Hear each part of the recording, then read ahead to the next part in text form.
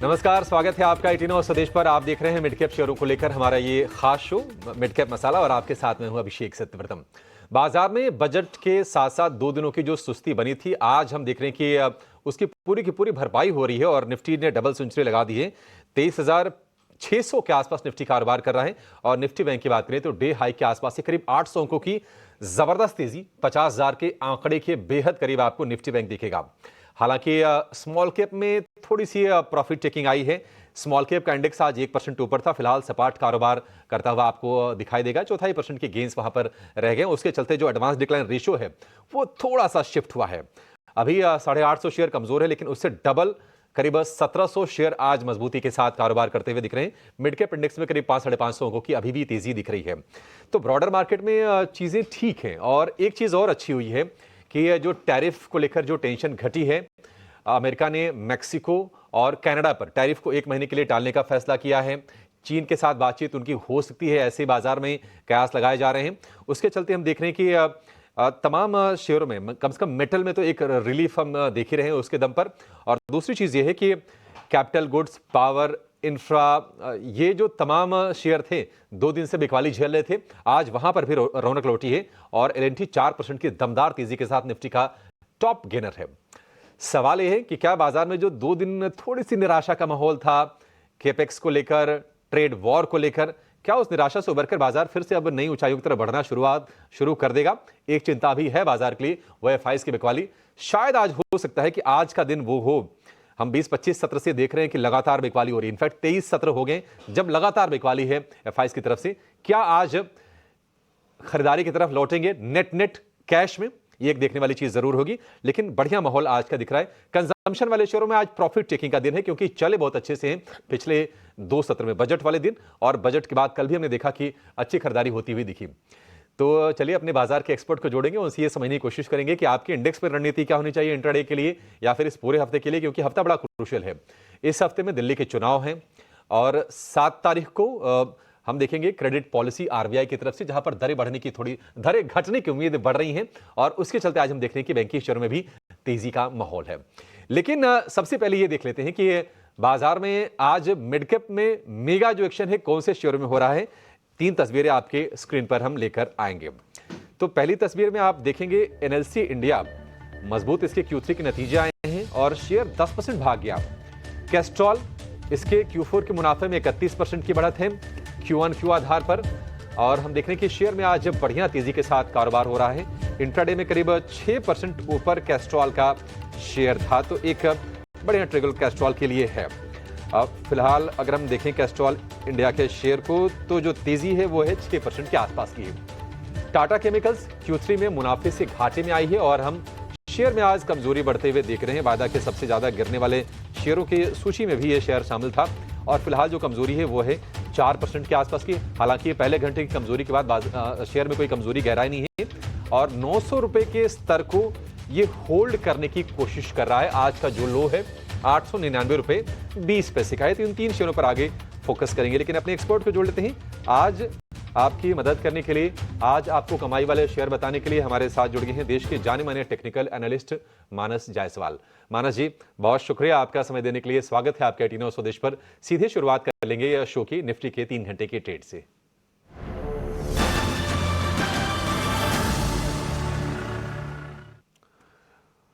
मानस जी, आज की जो तेजी है ना सिर्फ वो तेजी है बल्कि कॉन्फिडेंस को भी बूस्ट करने का काम कर रही है, क्योंकि ये ट्रेड वॉर के चलते थोड़े से सेंटिमेंट कमजोर हुए थे और बजट का जो पूरा बेनिफिट मिलना चाहिए था वो बेनिफिट मिला नहीं। आज ऐसा लग रहा है कि नहीं, एफआईज की तरफ से भी पार्टिसिपेशन हो रहा है, क्योंकि शनिवार को तो खैर एफआईज को छुट्टी रही होगी। कल और परसों हमने एक थोड़ा डल सेशन देखा है। आज बताइए कि यहां से आप और तेजी बढ़ते हुए देख रहे हैं 23,600 इस जंक्चर पर, क्या नई तेजी की पोजीशन ले सकते हैं? नमस्कार अभिषेक जी। तो बिल्कुल ले सकते हैं। देखिए, उसका एक सबसे बड़ा रीजन ये है कि कल जब हमने डिप देखा मॉर्निंग में, तो रिकवरी में वापस निफ्टी ने अपने 20 डे मूविंग एवरेज को रीगेन कर लिया। अब पॉइंट ये है कि जो 200 डे मूविंग एवरेज है, जो कि 23,600-620 की रेंज में है, अगर निफ्टी उसको ब्रीच कर जाता है, जिसके चांसेस पैटर्न को देख के बहुत ज्यादा लगते हैं, तो अगर 23,620 के ऊपर निकलेगा तो कम से कम 23,900, जहां पर 100 डे मूविंग एवरेज और 20 वीक मूविंग एवरेज ये दोनों आते हैं निफ्टी के, उसको निफ्टी टेस्ट करने की कोशिश करेगा। पैटर्न को देख के अगर एक ट्रेड लेना हो तो वो लॉन्ग साइड पे होगा 23,450 के स्टॉप लॉस से। एक खरीदारी करने का ट्रेड लेना है जहां आप अपने टारगेट 23,900 के आसपास रख सकते हैं। 23,450 यानी कि 150 अंकों का रिस्क है और यहां से 300 अंकों का रिवॉर्ड है 23,900 तक के लिए। बढ़िया। निफ्टी बैंक में क्या करें मानस जी, क्योंकि एक बड़ा इवेंट खड़ा है, आरबीआई की पॉलिसी आने वाली है और मतलब धीरे धीरे करके कंसेंसस बिल्ड हो रहा है कि क्या आरबीआई दरों में कटौती करेगा, रेपो रेट में तोहफा मिलेगा। इस पर नजरें हैं, उम्मीदें थोड़ी सी कम जरूर है लेकिन चर्चाएं हो रही हैं। तो देखिए, अगर हम बैंक निफ्टी की बात करें तो पैटर्न तो यहाँ पर भी पॉजिटिव है और सबसे इंपॉर्टेंट ये है कि ऐसा लग रहा है कि अगर 23,900 निफ्टी जाएगा तो उसमें आउट परफॉर्मेंस हमें बैंकिंग क्षेत्र से देखने को मिलेगा और स्पेशली दोनों बैंकिंग प्राइवेट बैंकिंग नेम जो हैवी वेट्स बैंकिंग नेम है, आईसीआईसीआई बैंक और एचडीएफसी, दोनों बहुत ही बढ़िया कर रहे हैं। मेरा समझना है कि बैंक निफ्टी में भी 50,600 जहां पर 100 मूविंग एवरेज है उसको टेस्ट करने का पोटेंशियल है। तो अगर ट्रेड लेना होगा तो यहाँ पर भी लॉन्ग साइड पे ट्रेड लेना है। 49,600 के स्टॉप लॉस से खरीदारी करेंगे। 50,600 50,700 तक के टारगेट्स पॉसिबल है बैंक निफ्टी में भी। 50,600 50,700 के टारगेट संभव हैं निफ्टी बैंक में। और आज हम देख रहे हैं कि निफ्टी बैंक के 12 के 12 शेयर आज मजबूती के साथ ट्रेड कर रहे हैं और हम देख रहे हैं कि जो लीडर्स हैं वो बहुत अच्छे सपोर्ट दे रहे हैं। अभी हम आपको आईसीआईसीआई बैंक दिखा रहे थे, आपको हम एचडीएफसी बैंक के चार्ट दिखा रहे थे। देखिए इस वक्त 50,000 के ऊपर भी निफ्टी बैंक आकर कारोबार कर रहा है, डे हाई पर है। 800 अंक ऊपर फिलहाल आपको निफ्टी बैंक दिखेगा। एयू स्मॉल फाइनेंस बैंक कमजोर है, माफ कीजिएगा। 12 में से 11 शेयर आज मजबूती के साथ कारोबार कर रहे हैं और मेजर जो कंट्रीब्यूशन है वो दिग्गजों से आ रहा है। इस तेजी में 800 अंकों की जो आप तेजी देख रहे हैं उसमें से अकेले एचडीएफसी बैंक का करीब 450 पॉइंट है, करीब 200 पॉइंट आईसीआईसीआई बैंक से है और एसबीआई से करीब 100 अंकों के आसपास का योगदान है। तो सारे के सारे बैंकिंग स्टोर में मजबूती हमें दिख रही है और एचडीएफसी बैंक ने फिर से 1700 का स्तर पार कर लिया है। 1600 सवा 1600 की रेंज में एक बढ़िया वाला सपोर्ट लिया था। अब मानस जी के शेयरों पर आ जाते हैं। मानस जी, आज अगर किसी को ट्रेड लेना हो निश्चित तौर पर वो तेजी का ही होगा, बताइए आपकी नजर कहां पर है बाजार में? तो देखिए, आज एक नजर आपको फर्टिलाइजर स्टॉक्स पे भी रखनी है क्योंकि यहाँ पर जितने स्टॉक्स हैं उन्होंने कहीं ना कहीं रिवर्सल के साइन या तो ब्रेकआउट के साइन दिए हैं। तो मेरा समझना है कि कोरामंडल में खरीदारी करके चलनी है। यहाँ पर inverse head and shoulder pattern का ब्रेकआउट है, इसलिए कोरामंडल में खरीदारी करेंगे 1829 के स्टॉप लॉस से 1920 1920 तक के टारगेट्स पॉसिबल है। और दूसरा स्टॉक एनबीएफसी क्षेत्र से है मन्नापुरम, जहां पर एक फ्लैग पैटर्न का ब्रेकआउट देखने को मिला है। हाई टॉप हायर बॉटम्स का ट्रेंड मन्नापुरम में पहले से ही देखने को मिल रहा था और medium to long term chart पे भी स्टॉक काफी बेहतरीन लग रहा है। तो ट्रेडिंग कॉल के हिसाब से मन्नापुरम में 199 के स्टॉप लॉस से खरीदारी की जा सकती है और 210 रुपए की टारगेट सेट कर सकते हैं।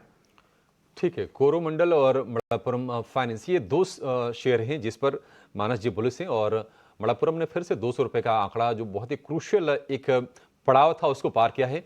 3.5% की अच्छी स्ट्रेंथ हमें देखने को मिल रही है मणप्पुरम फाइनेंस के शेयर में।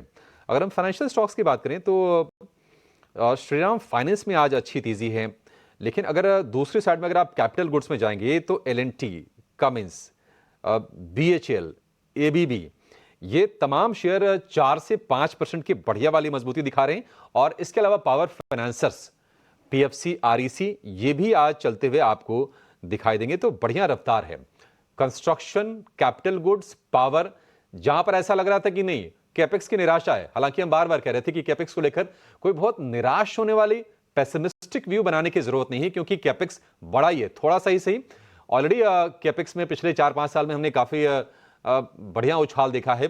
तो 11 लाख करोड़ रुपए, 11.11 लाख करोड़ रुपए पिछले साल का था, वो रिवाइज होकर 11.21 लाख करोड़ रुपए का आया। हालांकि अगर हम रिवाइज्ड एस्टिमेट्स अगर देखेंगे तो 10.18 था, वो बढ़ के हो गया है 11.21 लाख करोड़। तो बढ़िया कैपेक्स है और ये हम पूछ रहे थे क्या ये अपॉर्चुनिटी बन रही है क्या लोगों को खरीदारी करने के लिए, और आज वो स्क्रीन पर रिफ्लेक्ट होता हुआ दिख रहा है। माना जी इस स्पेस से road infra, capital goods, power, power financiers, defence, कहीं आपको कोई अच्छे बेट दिख रहे हैं या फिर आज बड़ा उछाल है, हिम्मत नहीं हो रही है? देखिए, हिम्मत इसलिए ज्यादा नहीं हो रही है क्योंकि इन सब के जितने भी आपने नाम बताए हैं इन सबके पैटर्न निगेटिव है, जो ट्रेंड है वो निगेटिव है। हाई लेवल पे स्टॉक सस्टेन नहीं कर पा रहे हैं। लेकिन इन सब में से अगर एक ट्रेड लेना हो लॉन्ग साइड पे, तो मेरी नजर आरईसी पीएफसी दोनों पे है, पर मेरी प्रेफरेंस पीएफसी होगा, जहां पर आरएसआई पे अगर आप देखेंगे तो पॉजिटिव डाइवर्जन दिख रहे हैं। हालांकि मैं थोड़ा सा वेट कर रहा हूं, केवल 405 रुपए का आंकड़ा अगर ब्रेक कर दे पीएफसी, तो एग्रेसिव होकर खरीदारी करनी चाहिए 390 के स्टॉप लॉस से 435 रुपए के टारगेट के लिए। 435 के टारगेट, 390 रुपए के स्टॉप लॉस, बढ़िया रिस्क रिवॉर्ड है ये तो। 9 रुपए नीचे का स्टॉप लॉस और 30 रुपए ऊपर का टारगेट, बढ़िया है। पीएफसी आप अपने रडार पर जरूर रख के चलिए। वैसे ऊपरी स्तरों से ये सारे के सारे जो शेयर्स हैं ना, पीएफसी हो, आरईसी हो और पावर फाइनेंस में अगर हम आईआरईडी या इरडा को भी जोड़ लें, जो कि रिन्यूएबल एनर्जी में फाइनेंसिंग करती है, वहां पर भी ऊपरी स्तरों से नीचे के लेवल दिख रहे हैं, तो एक बढ़िया रिवर्सल दिख रहा है। एक शेयर मानस जी और आपसे पूछना चाहेंगे, वो है बाटा का। फिलहाल डे लो पे कारोबार कर रहा है और कंजम्पशन में आज हम देख रहे हैं कि प्रॉफिट टेकिंग है। बाटा का स्ट्रक्चर तो कोई वीक नहीं हुआ है ना? देखिए, बाटा में स्टॉक ने कल ही अपने 200 मूविंग एवरेज को टेस्ट किया था और ये 5 दिन की रैली के बाद हुआ था। तो आज की गिरावट को अभी के लिए तो केवल एक करेक्शन की तरह देखना चाहिए, लेकिन ये भी ध्यान रखिए कि अगर आने वाले 2 दिनों में 20 मूविंग एवरेज को ब्रेक नहीं करता, उसके नीचे नहीं जाता है, जो कि 1320-1325 की रेंज में है, तो फिर लोअर लेवल पे फिर से बाइंग देखने को मिल सकती है और उसके बाद जो नेक्स्ट टारगेट होगा वो 1460 का होगा। तो अभी नहीं, करेक्शन पे 1320 1330 की रेंज में अगर स्टॉक सपोर्ट ले, तो 1300 के स्टॉप लॉस से एक पोजीशन ट्रेड लिया जा सकता है। और अब ये समझते हैं कि आपके लिए ऑप्शंस में ट्रेड के मौके कहां पर बन रहे हैं। लेकर आएंगे ऑप्शंस के चैंपियन को।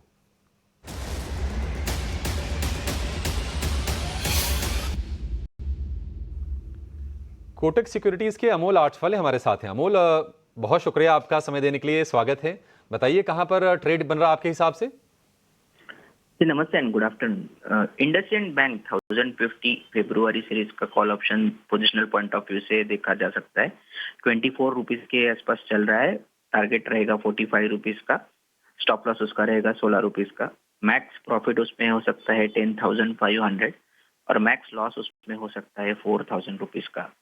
इंटरेस्टिंग फॉर्मेशन, एक stock consistently up trend continuation formation जो है वो होल्ड करके रखा है। स्टॉक ने एक बड़ा रेंज क्लियर किया है वीकली और मंथली चार्ट्स पे। मुझे लगता है ओवरऑल अगर यही फॉर्मेशन कंटिन्यू रहता है तो आने वाले दिनों में इंडसइंड बैंक में जो पॉजिटिव मोमेंटम बना है वो कंटिन्यू रहने के चांसेस चार्ट्स पे दिख के आ रहे हैं।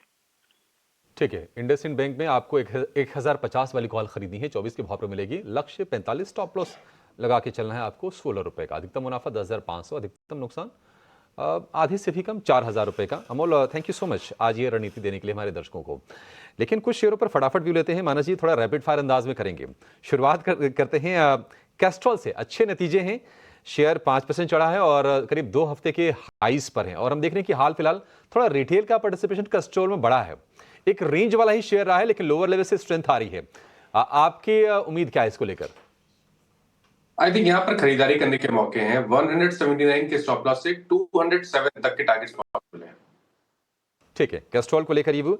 एनएलसी इंडिया में शानदार तेजी, 10% ऊपर फिलहाल शेयर है।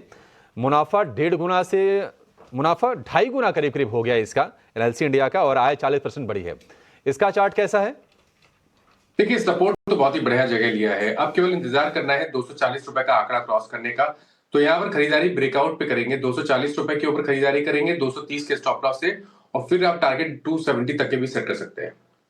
ठीक है, 270 तक के भी टारगेट आ सकते हैं एनएलसी के। क्विक चेक एक गोदरेज प्रॉपर्टीज पर चाहिए। प्रॉफिट चेकिंग का शिकार हुआ शेयर है ये।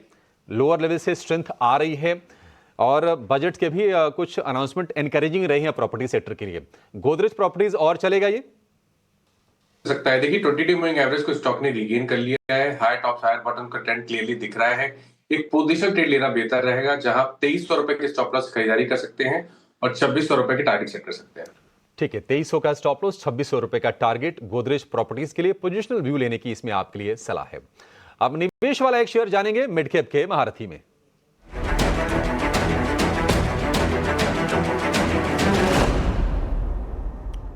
और मिड कैप का महारथी शेयर बताने के लिए हमारे साथ जुड़ गए हैं एसबीआई सिक्योरिटीज के सनी अग्रवाल। सनी जी, बहुत शुक्रिया आपका समय देने के लिए, स्वागत है।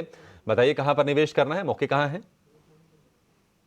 या गुड आफ्टरनून और मौका देने के लिए धन्यवाद। बेसिकली आज राय रहेगी ब्रिगेड एंटरप्राइज लेने की with an investment horizon of 6 to 12 month और प्राइस टारगेट रहेगा 1335 का। अगर आप कंपनी की बात करें तो one of the prominent south India based real estate developer है, जिनका प्रेजेंस बैंगलोर, मैसूर, हैदराबाद, चेन्नई और कोची में है, और predominantly residential as well as offices और रिटेल स्पेस में ऑपरेट करती हैं। Q3 के नतीजे आ चुके हैं। हमने देखा था कि काफी स्ट्रॉन्ग रिजल्ट कंपनी ने पोस्ट किए थे, जहां हमने देखा कि प्री सेल्स 64% बढ़ा था, जो सेल्स है वो तकरीबन 30% बढ़कर आया था। प्रॉफिट ग्रोथ भी काफी रोबस्ट रही थी, मार्जिन एक्सपेंशन भी अच्छे रहे थे। 236 करोड़ का प्रॉफिट कंपनी ने पोस्ट किया। तो अगर हम आउटलुक की बात करें तो अगले 4 क्वार्टर में तकरीबन 9 मिलियन स्क्वायर फीट की जो लॉन्च है रेसिडेंशियल साइड में, वो एक्सपेक्ट कर रहे हैं ब्रिगेड से, जिसके चलते मुझे लगता है कि आने वाले 2-3 क्वार्टर भी काफी बेहतर हो सकते हैं। हमारा ये मानना है कि कंपनी FY25 में तकरीबन 550 करोड़ का प्रॉफिट दर्ज करेगी और FY26 में 725 से 30 करोड़ का प्रॉफिट दर्ज करने के दम रखती है। तो आई थिंक एक रीजनेबल वैल्यूएशन पर अगेन माइक्रो मार्केट फोकस का प्लेयर मिल रहा है। इंस्टीट्यूशनल होल्डिंग भी काफी रोबस्ट है। अगर आप FII और DI की होल्डिंग देखेंगे तो मुझे लगता है कि मीडियम टू लॉन्ग टर्म के लिहाज से पोर्टफोलियो में ऐड किया जा सकता है। ठीक है, ब्रिगेड एंटरप्राइजेज सेबी से एक बहुत ही क्रूशियल इनको मंजूरी मिली है। इनकी एक सब्सिडरी कंपनी है ब्रिगेड होटल वेंचर्स, उसका IPO लाने के लिए सेबी से मंजूरी मिल गई है। आज शुरुआत अच्छी की थी ब्रिगेड ने, बट प्रॉफिट टेकिंग का शिकार हो गया ये। लक्ष्य 1335 का, अवधि 1 साल में आपको ये टारगेट देखने को मिल जाएंगे ब्रिगेड में। चलिए इसी के साथ शो को यहीं पर समाप्त करने का समय है। बहुत शुक्रिया आपका सनी जी, और मानस जी आपका भी बहुत शुक्रिया समय देने के लिए और तमाम शेयरों पर चर्चा करने के लिए। इस शो को